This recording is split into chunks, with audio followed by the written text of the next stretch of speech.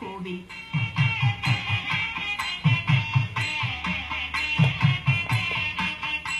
சரியாக 100 வருடங்களுக்கு முன்னர் 1917ஆம் ஆண்டில் சண்முக பெருமானுக்கு கோவில் ஒன்று கட்டப்பட்டது. கற்களால் ஆன அழகான கோவில் அது. ஆனால் கோவில் இருந்த இந்த மஸ்கெலியா நகரில் வீடுகளும் கட்டடங்களும் இந்த கோவிலும் மூழ்கும்படியாக ஒரு துயரம் வந்தது.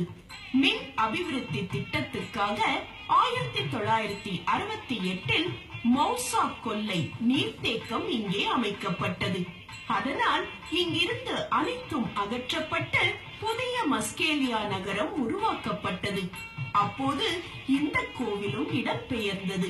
பழைய கோவில் நீர்த்தேக்கத்தில் மூழ்கிய பின்னர் இந்த கோவில் அமைய சுமார் 9 ஆண்டுகள் ஆகியுள்ளன. அதன்படி 1977ஆம் ஆண்டில் முருகப்பெருமான் தனக்காக கட்டப்பட்ட இந்த அழகிய ஆலயத்தில் கோவில் கொண்டார். வளாகத்தில் அழகான மண்டபம் அமைய பெற்றுள்ளது. தூண்களில் சித்திர வேலைப்பாடுகள் செய்யப்பட்டு வண்ணமயமாய் திகழ்கிறது முன் மண்டபம்.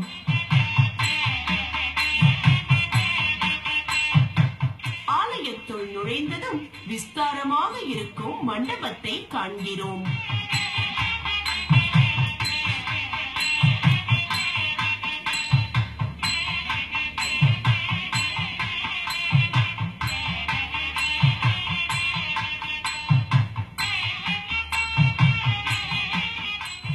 பிரம்மாண்டமான மண்டபத்தின் திருச்சுற்றில் விநாயக பெருமான், மகாவிஷ்ணு, அம்பாள், நவகிரகங்களுக்கான சந்நிதி, பைரவர், சண்டிகேஸ்வரர் முதலிய பரிவார தேவதைகளுக்காக சுற்று சந்நிதிகளும் அமைக்கப்பட்டுள்ளன.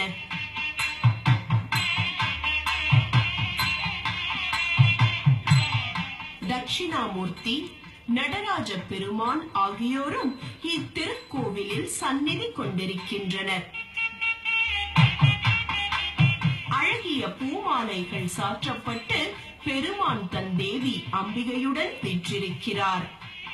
அடுத்து இடும்பன் இடும்பி. ஆலய வளாகத்தில் சுவாமி ஐயப்பனின் திருவுருவம் அமைக்கப்பட்டுள்ளது.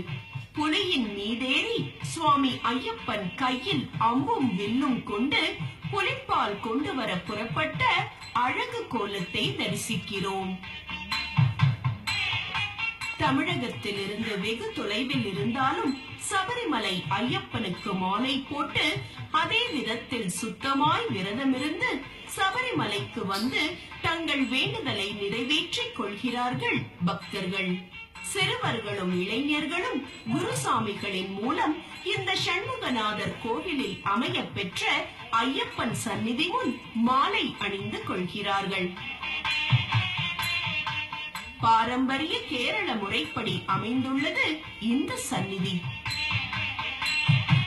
ஆலயத்தின் உள்ளே பிரம்மாண்டமான மண்டபங்கள் 2 இருப்பதை காண்கிறோம்.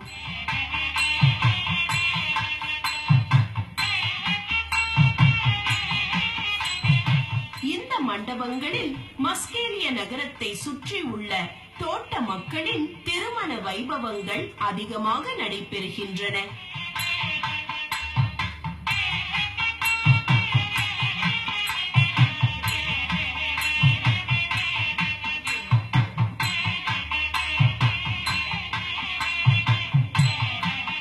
உற்சவ மூர்த்திகள் ஒரு சந்நிதியில் காட்சி தருகிறார்கள். அங்கே ஆறுமுக பெருமானின் அழகிய திருவுருவை காண்கிறோம். அடுத்து பஞ்சமுக கணபதி.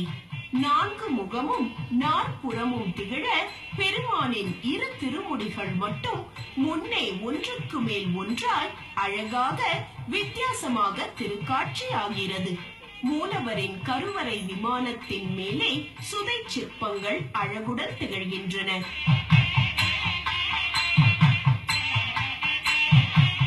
வள்ளி தெய்வானையுடன் கூடிய முருகப்பெருமான், முருகப்பெருமான் ஔவைக்கு அருள் புரிந்த திருவிளையாடல், முருகப்பெருமானின் திருவிளையாடல் புராண சம்பவங்கள், பழனியில் ஆண்டியாய் கோவில் கொண்டது என அனைத்தையும் சிற்பங்களாக வைத்துள்ளனர்.